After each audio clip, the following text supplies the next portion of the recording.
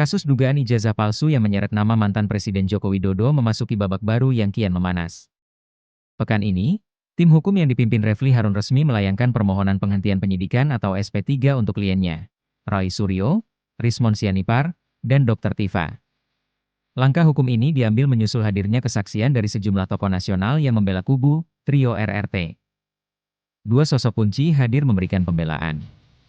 Mantan Wakapolri, Komjen Polisi Purnawirawan Oegroseno, secara tegas menyebut penetapan tersangka ini cacat prosedur. Oegroseno menekankan asas kesetaraan hukum. Jika tersangka lain dalam laporan yang sama seperti Egy Sujana sudah mendapatkan SP3, maka secara otomatis status hukum Rai Suryo dan kawan-kawan harus gugur demi hukum. Ia juga mengkritik pembagian klaster tersangka yang dinilai tidak memiliki dasar kuat dalam KUHP. Sementara itu, tokoh nasional Din Syamsuddin memperkuat argumen dari sisi etika intelektual. Din menyatakan bahwa apa yang dilakukan Rai Suryo dan kawan-kawan adalah bentuk audit publik dan penelitian ilmiah. Baginya, mengkriminalisasi hasil riset sebelum ada uji sahih yang transparan adalah langkah yang prematur. Poin paling krusial muncul dari peneliti Bonatua Silalahi. Tim hukum menyerahkan bukti salinan ijazah yang digunakan saat pendaftaran di KPU.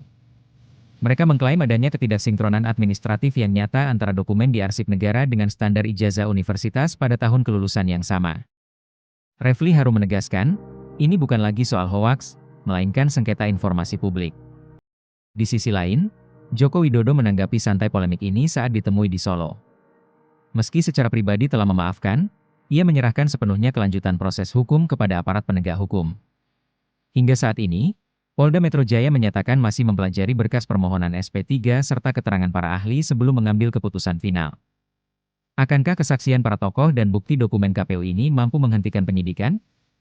Publik ini menanti keberanian Polri dalam memutuskan nasib perkara yang telah menyita perhatian nasional ini.